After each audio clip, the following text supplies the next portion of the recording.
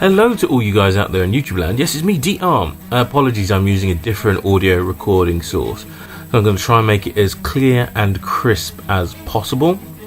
Now, this video is a follow-on video to the one I made regarding Sargon of Akkad's video and his, I think, poorly titled and also Sargon-esque video around why black people commit more crimes according to him. Something that kind of, as I've been researching kind of the structure of his video, I've kind of highlighted another issue around prosecutors within the US. I'll briefly touch on this now.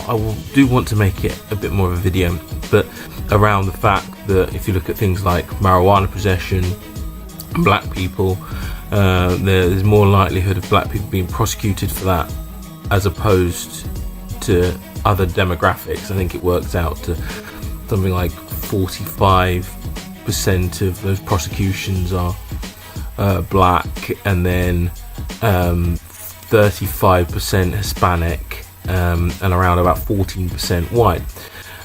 One of the things that occurred to me was then to look at the census in terms of use of that substance. So we're talking about a total illegal property within the US, and what you find is the percentages are more that you expect around the use of marijuana, but for some reason black people are overrepresented in the prosecutions, and that kind of led me to the thought process that if Sargon's data is using prosecutions and people who have gone through the legal system, it doesn't talk about accusations or people who have been let off.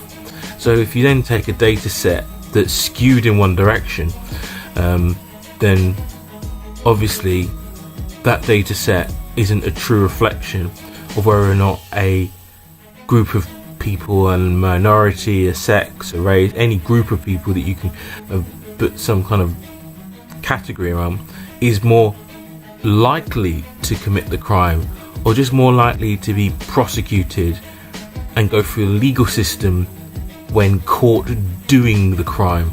I think that is definitely and as I said, I haven't got any data in here, but that definitely leads me along those lines. Anyway, and Spirit Keeper, love you to death, you asked me more about the Rooney Rule. So what I've got in front of me at the moment that you've been looking at is almost my look at each NFL team, starting from 1990 and going all the way to 2018.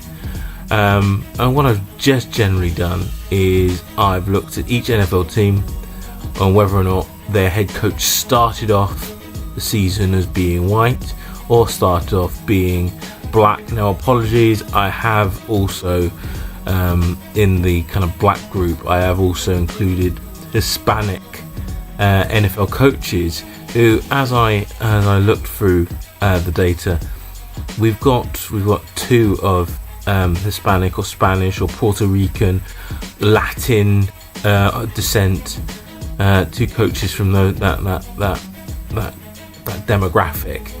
So it was quite interesting that before the Rooney Rule, which was instigated in 2003, and was actually an answer to the point where we ended up with a situation where for all of the new job applications, no one from any ethnic minority was picked. As you can see from this point here, I think it was only the Colts coach that came in as a new NFL coach, and that was Tony Dungy.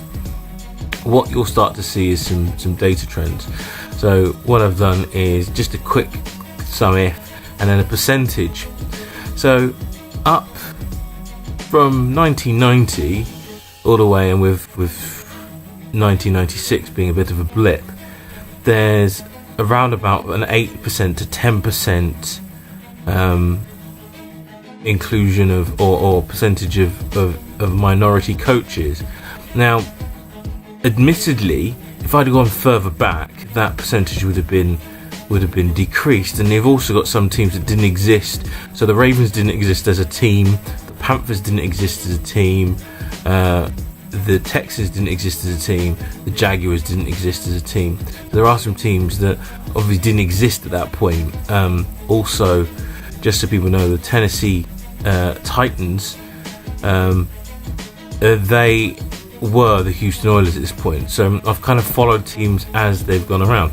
What's interesting is there are NFL teams that have never had a coach of any kind of ethnicity, including what's quote unquote known as America's team, the Cowboys. The Jaguars, interestingly, their history is fairly recent. The Texans, and their history is also fairly recent. The Rams, the Dolphins, the Patriots, but they've had one coach obviously since 2000, Bill Belichick. The Saints, the Giants, the Seahawks, the Redskins, and the Titans. So there's teams that have never had a coach of ethnic descent.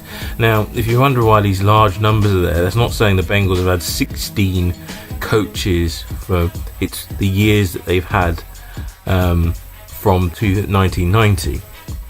Now, a lot of these coaches I can recognise. One of the interesting things though from this is you can see the general trend. After the Rooney Rule, the percentage goes up, with the lowest percentage being 14 in 2013 of NFL teams with coaches of non-white origin. This actually made me kind of think about the recent article that said there's been a decrease. Actually, there's been an increase. Also, what's interesting for me is once a team has had an ethnic hire, they're more likely to have another one. So if you look at something like the Bucks went from 1996, and that was Tony Dungy before he went to the Colts, and then they're more likely to hire another one and another one. The Steelers have only had 3 head coaches in their history, so they've still got their current Tom Coughlin. The 49ers have one and obviously haven't gone back.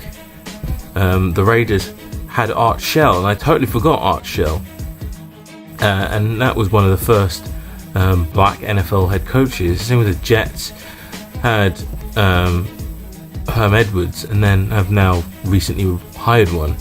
I think for me, it's that tendency that once the floodgates are open, per se, bad analogy, they're more likely to have another one in recent history. The Bears are kind of bucking that trend, but also the Cardinals have gone back to that trend. It's interesting that once the floodgates are open, but it takes a lot for the floodgates to be opened. I mean, the Lions were a terrible team for a very long time, and only recently have kind of gone back with their new hire, but they at least gave their coach 4 years. Also, it highlights that black coaches do get time, and that was something that was a bit of an eye opener for me, that in the NFL they got almost the same amount of time as other coaches. I mean, 3 years, 5 years, the kind of average for any NFL head coach seems to be 4 years in the job, but they got those 4 years to turn things around.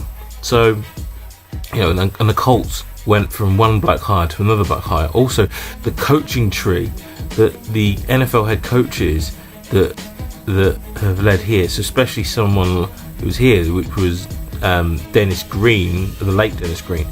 His coaching tree can be seen along here, and in the coaches hired afterwards. So the Rooney Rule, for me, you can see that not only did it increase the likelihood that a team would interview a black coach, but also from this very kind of it seemed to highlight, it seemed to raise the likelihood a black coach would have the pedigree, so they would have been through a coach that had the experience to push them forward. And as I said, the numbers don't lie. There definitely has been an increase in black coaches since the Rooney Rule came in, and I say black, I mean black and Hispanic, black and Latin coaches since the Rooney Rule came in. Anyway, this is DR saying thank you for watching this video. This was real highlighting things for me, that what and it kind of, my conclusion comes back that sometimes you have to force people to act right. I want to do an examination about the propensity and development of African American assistant coaches, but anecdotally there were still black assistant coaches, especially in some of the positions that were prevalent with black players. So for example, Tony Dungy, who was hired as the Buccaneers, was a defensive back for the Steelers, joined the Steelers coaching staff, but potentially never got the chance for it, and he was a pre-Rooney Rule hire. But from his hiring with the Buccaneers and building that successful team, then going to the Colts and winning a Super Bowl, then led to his successor, who was also black, who then went on to be the coach of the Lions. So you start to see those coaching trees start to develop after the introduction of the Rooney Rule, and I don't think anyone was saying the Rooney Rule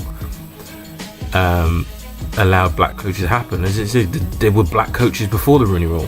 What it did do, though, was it forced NFL teams to interview coaches, to consider coaches that they might not have considered before. And there is definitely an argument to be made that people needed to be in that position because they weren't going to do it on their own, of their own free will. I mean, they didn't up to this point. So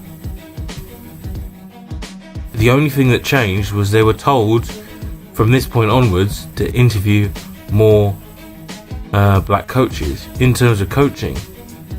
So there's an argument to be made that the Rooney Rule, even though people from the outside would look at it as forcing equality of outcome, as a byproduct forced equality of opportunity by forcing people to consider coaches that they might not have considered before. Anyway, this is DR saying thanks for watching this video. I hope you found this kind of useful. It's insightful for me to number crunch. I've got a bit more number crunching to do, but I want to get this out there in the interim. Thank you for watching this video. Like, share, subscribe, all that type of loveliness. Thank you for watching. Bye. Thank you for watching this video. Don't forget to like, share and subscribe. And if you enjoy my content and want to know as soon as I post a new video, follow me on Twitter at Dual_RYT. That's Dual_RYT for more of my thoughts as well as updates as soon as each new video is released.